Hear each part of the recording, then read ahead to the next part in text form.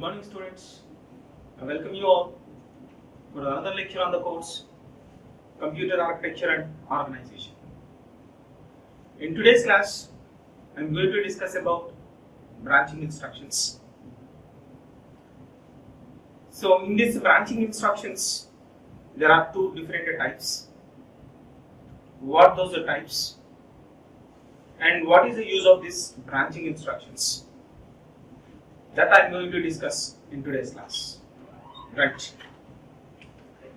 So, branching instructions. These instructions are used to change the program execution sequence from one location to other location. So, these instructions are used to change the program execution order from one location to other location. What is the meaning of this? For example, you can assume, friends, this is a program which is start from a location at 2000 H. My processor execute these programs one by one. Whatever the instructions I have in this program, my processor execute one after other. After execution of this instruction, I would like to execute the instruction which is there in a location address 3000 H. Then what I am trying to do is, I change my execution order from this location to this location. For this, here definitely I can go and use the branching instruction. If you observe this example, my program execution order or a sequence was changes this location to this location. In order to do this type of operations, we took the help of branching instructions. So I repeat once again, the branching instructions are used to change the program execution sequence or program execution order from one location to another location. And these instructions we can also call as jump instructions or program flow control instructions or transfer of control instructions. There are different names for this branching instructions. So what are the other names of these branching instructions? These branching instructions we can also call as jump instructions or program flow control instructions or transfer of control instructions. First, jump instruction. We jump the program execution sequence from this location to this location. I was jumped from here to there. And second type is program flow control. That is another name of this. Program flow control changes from this point to this point. And third name is transfer of control. Our control was a transfer from this location to this location. So, the branching instructions have a different names like jump instructions, program flow control instructions, and transfer of control instructions. These are alternate names for branching instructions. Next, the types of branching instructions. Basically, there are two types of branching instructions.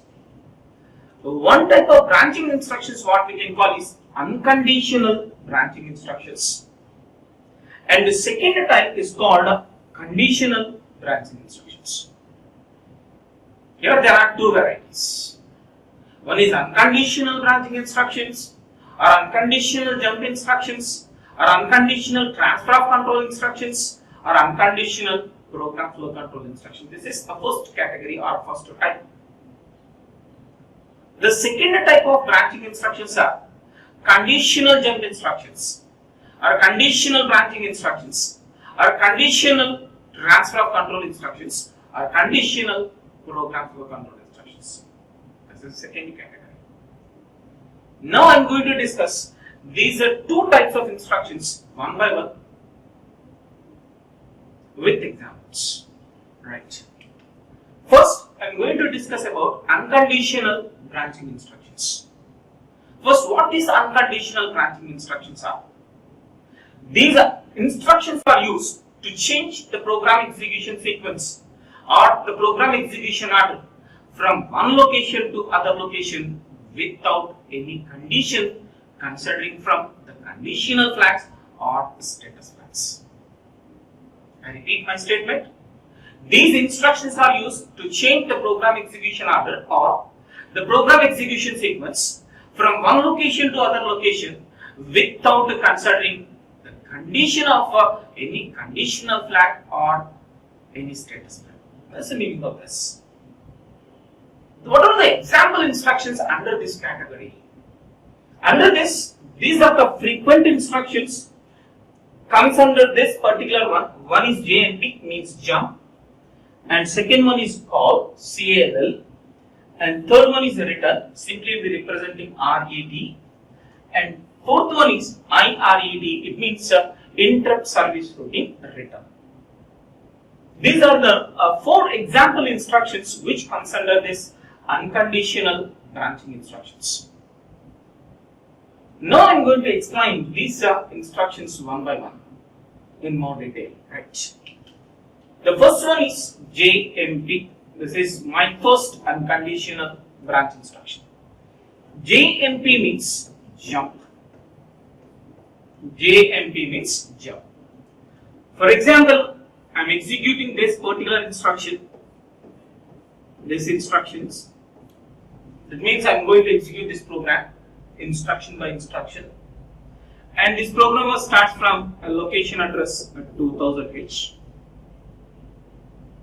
I execute these program instructions one by one up to this. After execution of this instruction, I would like to change my program execution order to some other location whose address is at 3000H. Without considering any condition of my conditional flag or status flag. Then at that incident, definitely this instruction must be JMP. This instruction must be JMP. By execution of this JMP instruction, JMP 3000, that means after execution of JMP 3000, my execution sequence was changes from this location to the location at 3000H. It means the 3000H values copies onto your program counter to go to a 3000H. Here, if you start execution of this instruction, automatically your program counter points this instruction address. But after execution of this instruction, your CPU can identify that you have to go and take a next instruction from a location 3000, not the value what already present in a program counter PC. In order to go and take an instruction which is there at 3000H, that the 3000H address must be pointed by the program counter. So, after execution of this instruction, this 3000H was copied to program counter PC. Then my execution sequence changes from this location to this. Once you change your program execution from this to this, again you need not be come back to previous program. You may come back or you may not be. That's transapps. Yes, you remember friends about JMP. By execution of this JMP instruction, no doubt the program execution sequence was changes from one location to other location without considering a condition of a conditional flag or a status flag. And the second important point is, once you change a program execution sequence, you need not be come back to a previous program. You may come or you may not come. Choice outs. This is about the first instruction under unconditional jump or unconditional branch. Coming to the second one is call. The second one is call. Basically, this call instruction is used to call a subprogram into a main program. That means, in order to change the program execution sequence from one location to another location, here one location that indicates a main program location and another location here is nothing but subprogram location. That means this call instruction is used to change the program execution order or a program execution sequence from main program to subprogram. And we know that the subprogram we repeatedly use in our programming because by using our subprograms we can reduce the main program size, there is no doubt at all.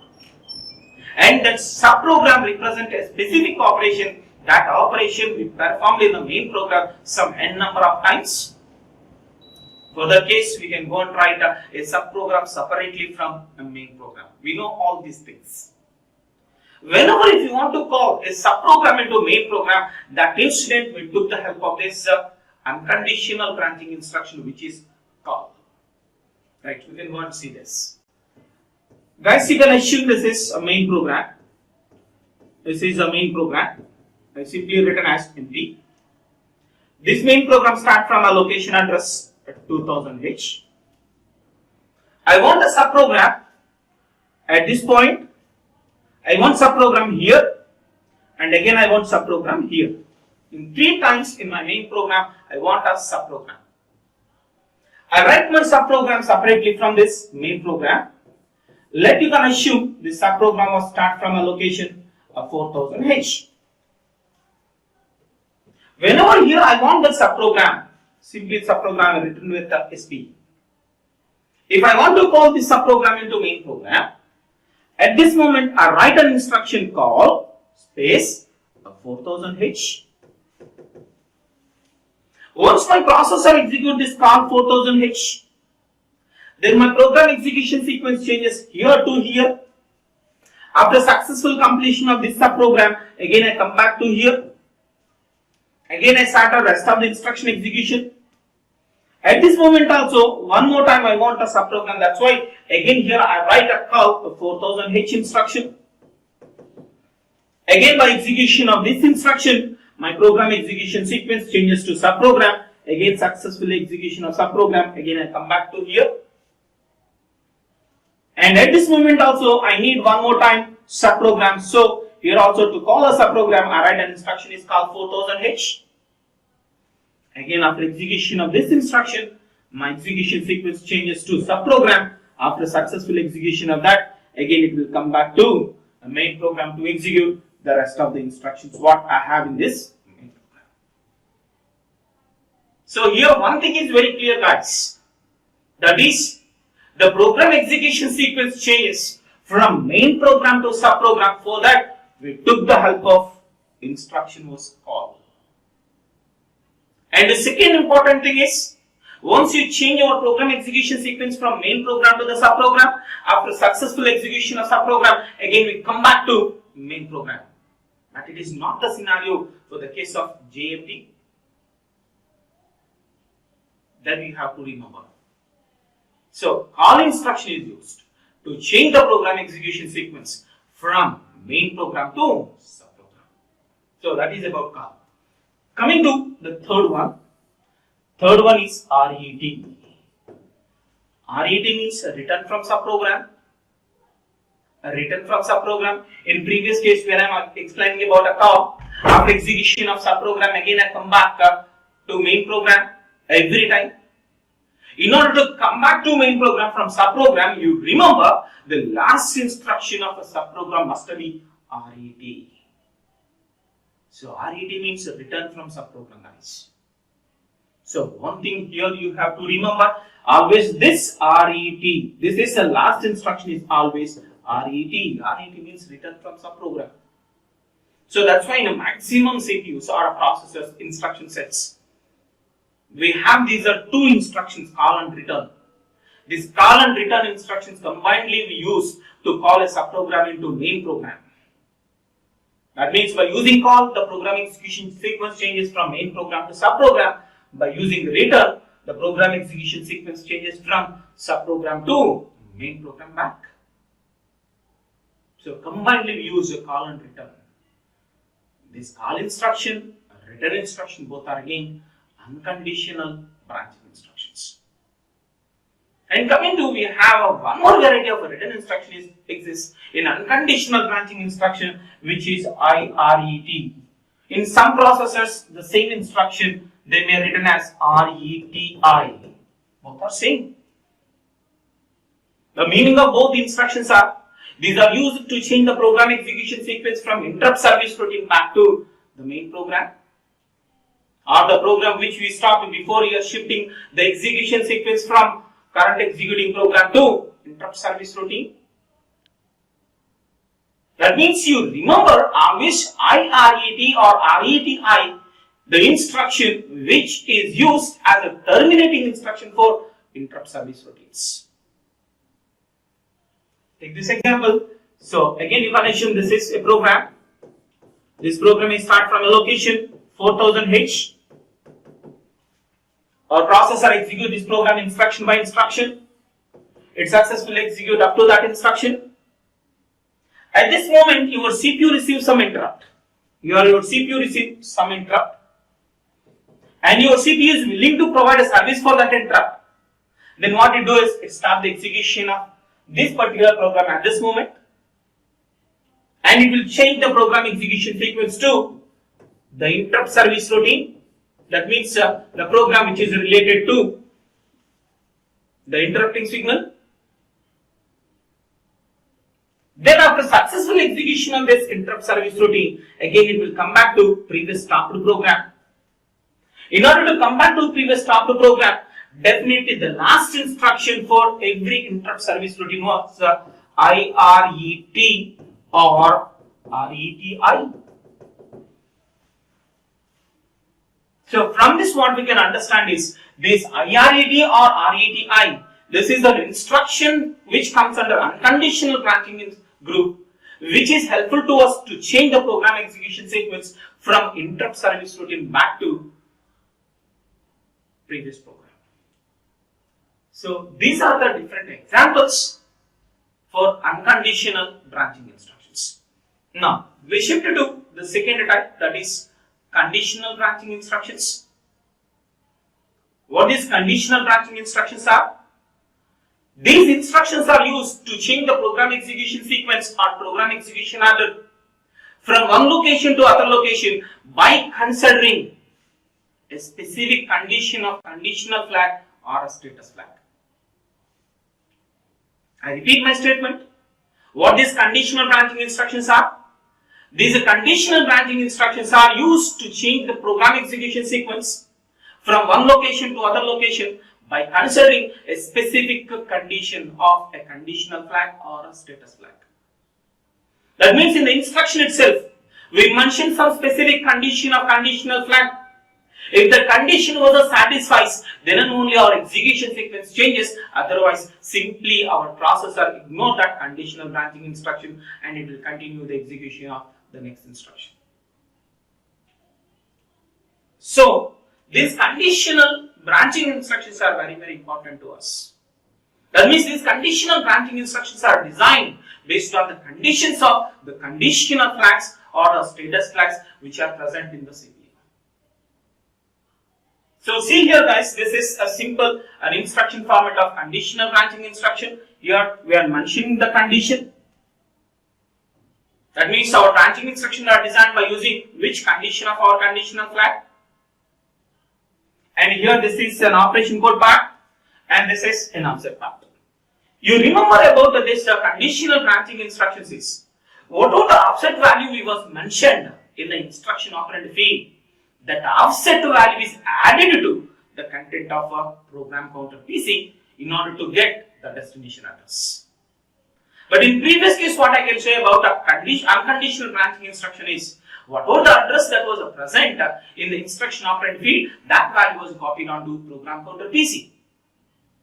But coming to here, whatever the offset value is written in the instruction operand field, that value is added to the program counter PC in order to get the destination address.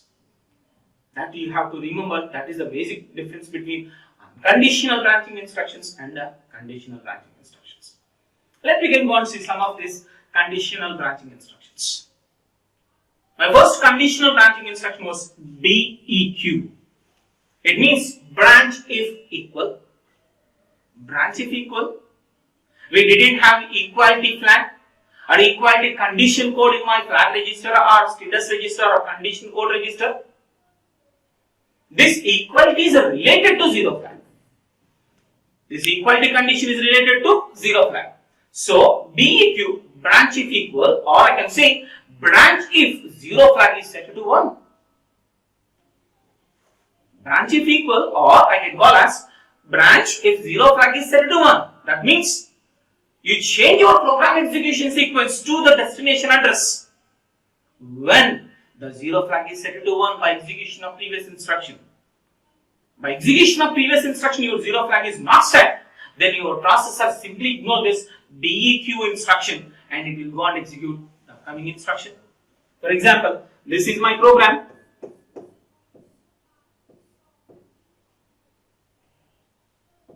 This is my program, which is start from a location 4000H. Somewhere else here, I write my instruction is BEQ, some 5000H. Then if my processor execute this instruction, it will go and verify zero flag. Unfortunately, my zero flag ZF is equal to 0 after execution of this. Then your processor ignore this instruction and it will go and continue this next instruction. Because here we mentioned zero flag is set to 1, that was meaning of BEQ. Here the condition was violated, that's why your processor ignore this instruction and it will go and execute the next instruction. But up to this, by execution of the previous instruction to BEQ, my zero flag is set to 1. No doubt that incident, your program execution sequence changes to new destination. In that process, whatever the offset address we have written in the instruction, that is added to the program counter PC to get a new destination address. It means here the program execution sequence changes. It happens only when the specified condition in the instruction was satisfied. If the condition not satisfies, your processor simply ignore that instruction, it will go and execute the next upcoming instruction. So that is the meaning of this. This is my second conditional branching instruction, which is also designed based on a zero flag. Here my second instruction is BNEQ, that means branch if not equal, that means branch if zero flag equal to 0 or zero flag is not equal to 1. That means for every conditional flag, you make one conditional branching instruction. In previous case, I designed conditional branching instruction once my zero flag equal to 1. And the second case, again I designed another conditional branching instruction based on another condition of zero flag, that is zero flag equal to 0 or zero flag is not equal to 1. Again the scenario was same. If this condition satisfies, then our execution sequence changes, otherwise our processor simply ignore that conditional branching instruction and it will go and execute the next upcoming instruction. And similarly, the next one is branch if carry. That means if your carry flag is set to 1 or your carry flag equal to 1, the program execution sequence changes, otherwise your processor ignore that instruction. And similarly, we have one more instruction is BNC, jump if no carry. That means jump if carry flag equal to 0 to the destination address. Like this, you make a different conditional branching instructions based on the different conditional codes which are present in the condition code register or in a flag register. I hope you understand what are unconditional branching instructions and what are conditional branching instruction. Final, my conclusion was, wherever your processor identifies unconditional branching instruction in the program, no doubt the program execution sequence changes. But whenever your processor identifies conditional branching instruction in the program execution sequence may changes or may not be changes. If it is changes only when the specified condition is satisfied and the program execution sequence didn't change once the specified condition is not satisfied. I hope you understand what branching instructions are. Thank you for patient listening. We'll meet in next class.